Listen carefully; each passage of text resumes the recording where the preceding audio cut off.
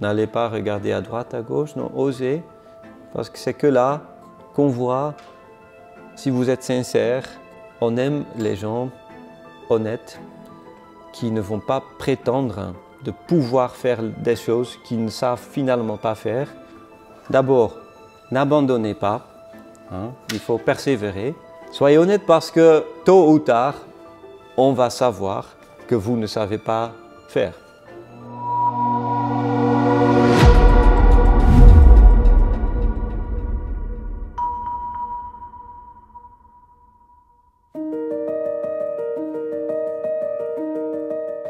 D'abord, n'abandonnez pas, il faut persévérer. Et je pense que si vous êtes ici, vous êtes déjà sur le chemin de persévérer et de vous donner les outils pour avancer.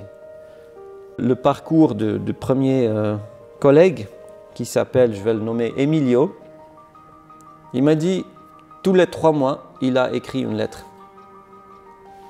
Juste pour travailler dans le nettoyage. Et chaque fois, c'était non, désolé, on a trop d'autres demandes, d'autres personnes. Donc ça ne marchait pas.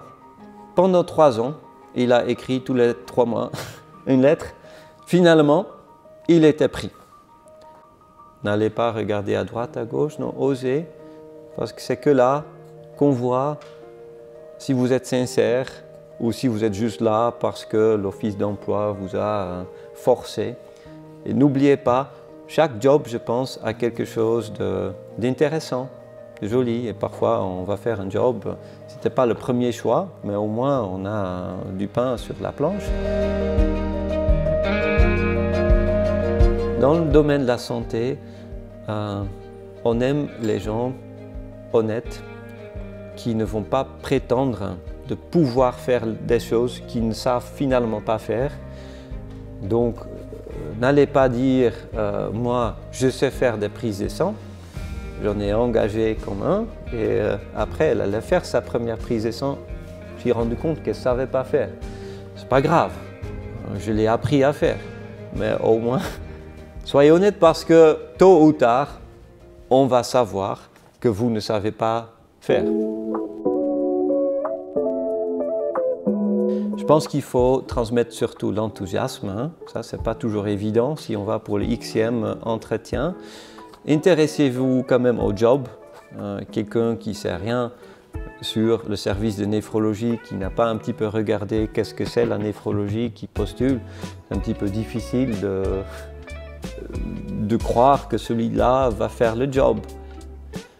Je pense que vous apprenez maintenant un peu pour dire oui, il faut tout de suite négocier les conditions, peut-être pas le premier entretien. Là, tout ce qui compte pour moi, c'est que je vois votre enthousiasme. Travailler en santé, ça veut dire parfois partir un petit peu plus tard, partir un petit peu plus tôt. On s'organise entre collègues pour qu'on y arrive.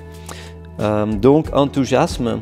Et essayez, si vous avez une compétence en plus, peut-être vous avez plein de limitations, mais pensez à sortir cette petite compétence en plus. En santé en général, dès qu'on est en retard, les patients ils nous font savoir qu'on est en retard. Même si on s'excuse, on dit on a eu une urgence en bas, ils ne vont pas nous croire. Je ne parle pas des urgences. Les urgences, c'est vraiment un système très très difficile à organiser. Je pense qu'il y a plein de managers qui ont essayé de fluidifier, ça reste compliqué. Mais au moins pour l'entretien, ne soyez pas en retard. Personnellement, ça me met en difficulté si les gens sont beaucoup trop tôt aussi. Peut-être on le dit moins souvent, on pense faire une bonne impression. Mais ça met un stress sur celui qui va faire l'entretien parce que non, c'était prévu à 11 h et là tout le monde est déjà là, mon Dieu, je dois encore faire ça, ça, ça. On commence à s'excuser à la personne qui est déjà devant la porte. Donc voilà, venez juste 15 minutes avant, c'est bien, comme ça vous êtes sûr. Même si vous êtes devant la porte déjà 1 heure avant, attendez. Être trop tôt, ça induit un stress. Peut-être vous ne le réalisez pas pour celui qui va vous interviewer.